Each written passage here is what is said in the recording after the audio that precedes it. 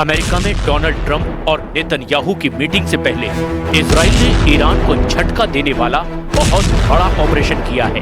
Trump ने Iran की शिकायत करने से पहले नेतन्याहू ने लेबनान में सीक्रेट स्ट्राइक का ऑर्डर दिया और फिर हुआ ऐसा धमाका जिसकी गूंज ने तेहरान के मिलिट्री हेडक्वार्टर में भी हड़कंप मचा दिया। सिर्फ 6 सेकंड का वीडियो है। चलती हुई कार में धमाका होता है और फिर गाड़ी रुक जाती है। फिर देखिए, इस चलती हुई कार से मिसाइल टकराती है, धमाका होता है और फिर सब कुछ खत्म। इसी कार में इजराइल ने अपने एक बड़े दुश्मन को खत्म करने का दावा किया है।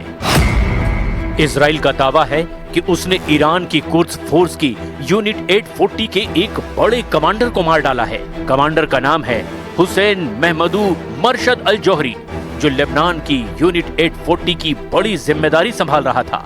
लेबनान के अंसारिया इलाके में ये है मरशद अल जौहरी की वो कार जो इजराइल की मिसाइल का निशाना बनी है।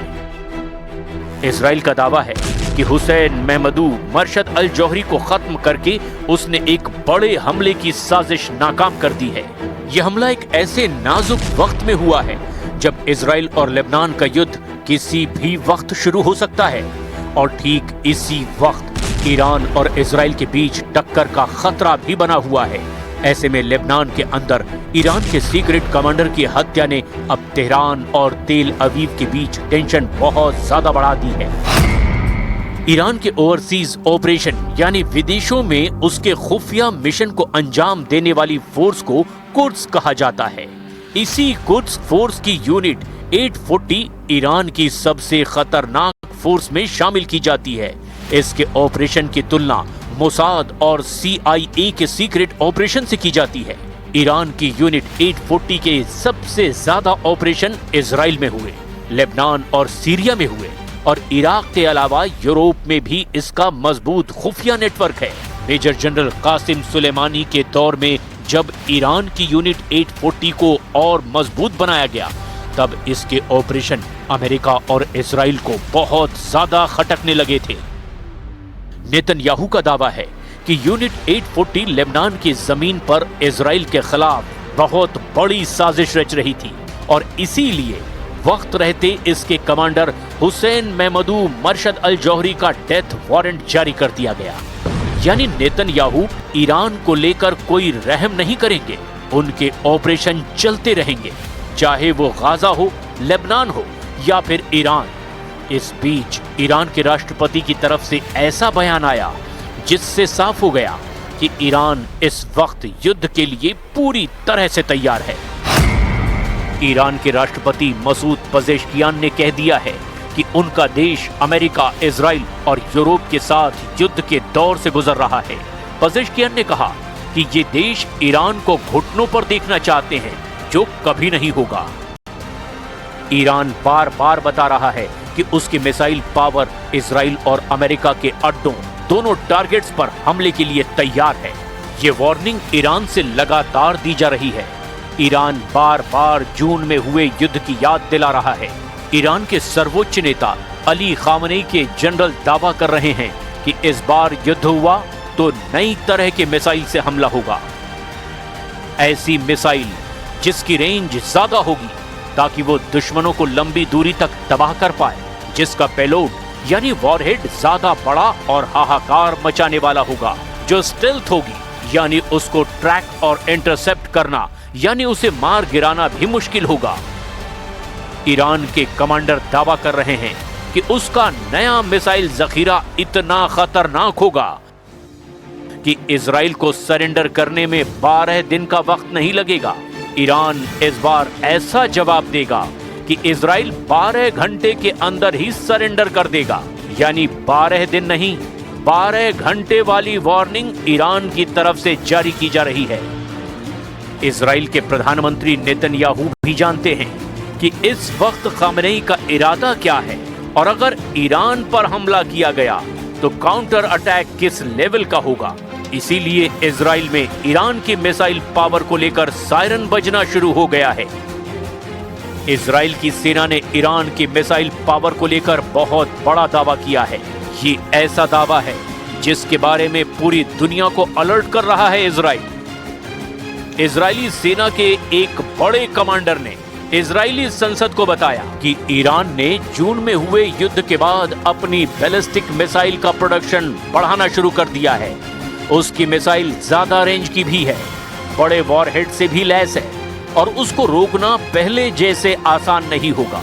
इजरायली सेना ने कहा है कि इस बात को नेतन्याहू सरकार बहुत गंभीरता से ले रही है। पहले नेतन्याहू ने खुद दावा किया था, जो अब झूठा साबित हो रहा है। ईरान पर किए गए हमलों के दौरान इजराइल ने उसकी मिसाइल अड्डों को तबाह करने का दावा किया था, लेकिन अब इजराइल में ही कहा जा रहा है कि ईरान की मिसाइल पावर बरकरार ही नहीं बल्कि आगे बढ़ रही है, जिसका सबसे बड़ा खतरा इजराइल को होगा।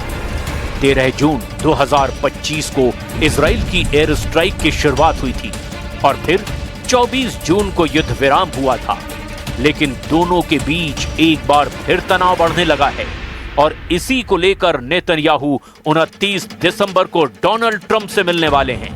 हालांकि मुलाकात की वजह गाजा को बताया जा रहा है। I can share with you that the Prime Minister will meet with President Trump on Monday, December 29th. They will discuss the future steps and phases and the international stabilization force of the ceasefire plan. Let's remember how this ceasefire plan came to be. With the military pressure Prime Minister Netanyahu put on Hamas while our troops entered their stronghold of Gaza City, and the diplomatic pressure President Trump put on Hamas. This is why we are here. We cannot forget how we got here. The third phase of this plan will be focused on the de-radicalization of the Gaza Strip. जून में जब Iran और Israel का युद्ध हुआ था, तब दुनिया ने ईरान के मिलिट्री लीडरशिप को इजराइल के हमले में खत्म होते देखा। उसके जवाब में जब दुनिया ने ईरान की मिसाइलों को इजराइल पर गिरते देखा, उसी के बाद से परमाणु कार्यक्रम को लेकर ईरान और अमेरिका की बातचीत ठप हो गई थी। उससे पहले परमाणु कार्यक्रम को लेकर ईरान और अमेरिका के बीच 5 दौर की बातचीत हुई थी, लेकिन फिर 13 जून को इजराइल के अटैक ने सब खत्म कर दिया। एक बार फिर कोशिश हो रही है, लेकिन अमेरिका ने कह दिया है कि यूरेनियम संवर्धन की इजाजत नहीं दी जाएगी।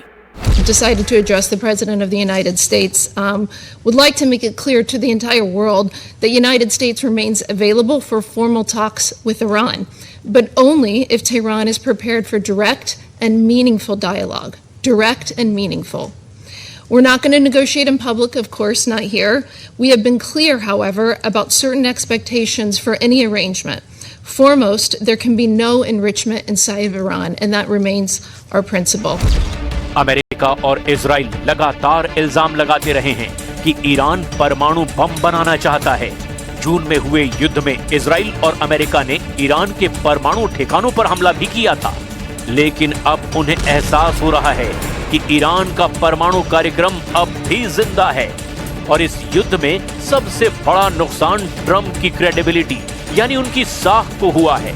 ईरान अब कभी भी ट्रंप पर यकीन करने की गलती नहीं करेगा। I've worked for President Trump in 2 administrations now, and I can tell you, in both administrations, President Trump extended the hand of diplomacy to Iran. But instead of taking that hand of diplomacy, you continue to put your hand in the fire. Step away from the fire, sir, and take President Trump's hand of diplomacy. It's extended to you. Iran पर परमाणु बम बनाने का आरोप लगता है, लेकिन Israel के पास 90 से ज्यादा एटम बम हैं। ये दावा है SIPRI यानी Stockholm International Peace Research Institute का, और अमेरिका भी इसकी असलियत जानता है। ईरान और इजराइल का मोर्चा सिर्फ गाजा या लेबनान में नहीं खुला हुआ है, एक नया फ्रंट अमेरिका तय करने जा रहा है। ईरान और इजराइल के बीच युद्ध का फैसला डोनाल्ड ट्रंप करेंगे। ये बात नेतन्याहू बहुत अच्छी तरह से जानते हैं कि बिना अमेरिका की मदद के इजराइल कुछ नहीं कर सकता, और यही वजह है कि ईरान फिर अपनी मिसाइल पावर दिखा रहा है। ईरान के मिसाइल पावर को लेकर इजराइल की वार्निंग ऐसे वक्त में आई है जब ईरान की नौसेना ने फारस की खाड़ी में अपनी ताकत दिखाई है। ईरान ने यहां युद्धाभ्यास में क्रूज मिसाइल से लेकर बैलिस्टिक मिसाइल और ड्रोन अटैक को भी आजमाया है। ईरान के रिवोल्यूशनरी गार्ड्स ने फारस की खाड़ी में जब से ये युद्धाभ्यास किया है, उसके दुश्मन चौकन्ने हो गए हैं। ईरान के पास एक मजबूत एंटी शिप वाली मिसाइल पावर भी है और यही इसे इस बेहद खास समुद्री इलाके में सबसे बड़ी मिलिट्री पावर बना देती है। अब ईरान की नौसेना के कमांडर बता रहे हैं कि समुद्री इलाके पर दबदबा कायम रखने के लिए उसकी नई मिसाइल तैयार है। خلیج فارس برای اولین بار استفاده کردیم که برد آن به طول خلیج فارس. یعنی چقدر؟ یعنی به طول خلیج فارس. یعنی در واقع بیش از طول خلیج فارس. بیش از طول خلیج فارس. حالا برن تحقیق کنن چقدر خلیج فارس طوله. یعنی هر جای خلیج فارس هدفی داشته باشیم. شما خلیج فارس 1375 کیلومتر بیش از طول خلیج فارس. ما این موشک رو الحمدلله در نیروی دریایی سپاه تولید کردیم. این موشک قابلیت‌های منحصر به فردی داره، قادر هست بعد از شلیک فرمان پذیره، فرمان میده.